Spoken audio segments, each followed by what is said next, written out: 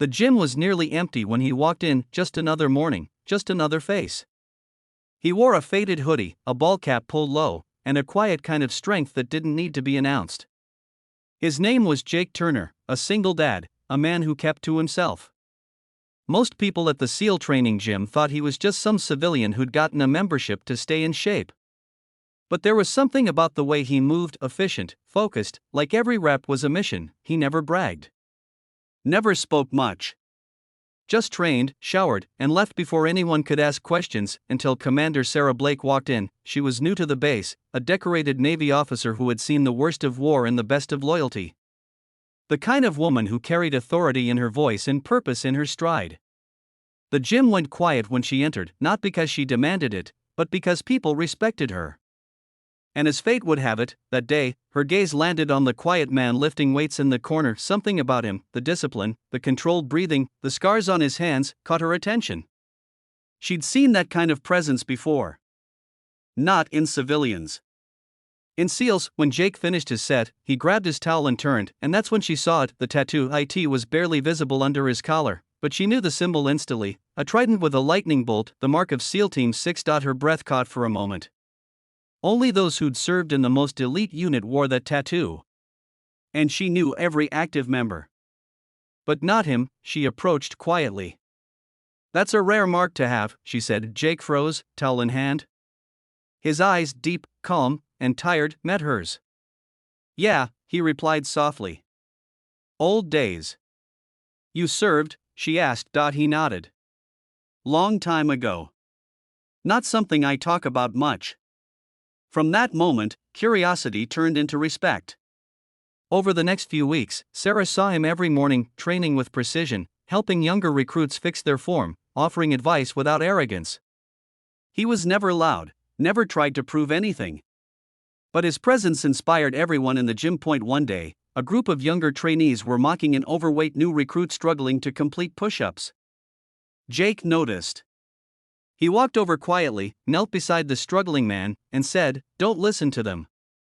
You don't quit when it hurts. You quit when you're done." Then he dropped down beside him and started doing push-ups with him, every single one. By the end, the recruit was crying, and the room had gone silent. Even the mockers were staring. Sarah, from across the gym, felt something tighten in her chest. That kind of leadership, that's not trained. That's lived. Later that day, she found him sitting outside on the bench, tying his old combat boots.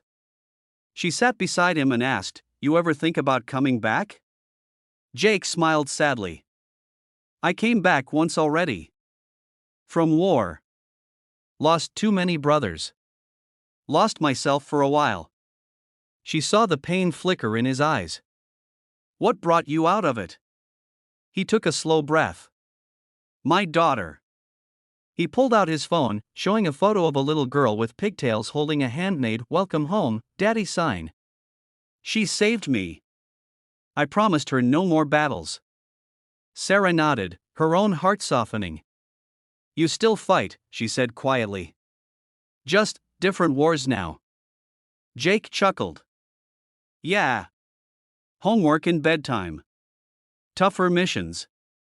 Over time, Jake became a quiet hero in the gym. When recruits wanted to quit, they'd look to him. When veterans came in broken, he'd listen, really listen.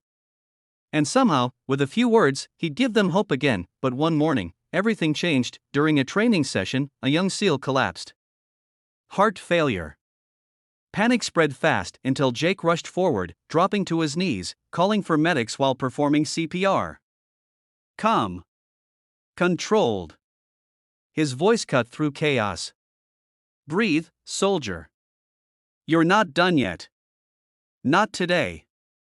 Minutes felt like hours, and then the recruit coughed, gasping for air. Jake leaned back, exhausted, but relief washed over his face. That moment, that heartbeat, everyone saw who he truly was. Not a random gym member. A warrior. A protector. Later, as the paramedics took the recruit away, Sarah approached him again. "You saved his life." Jake shook his head. "Just did what I was trained to do." She looked at him long and hard. "Jake, I know who you are now. You were part of Operation Silent Vow, weren't you? His jaw tightened. That mission was classified, only the highest knew.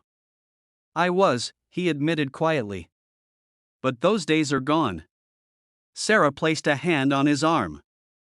Maybe. But your purpose isn't. You still lead. You still inspire.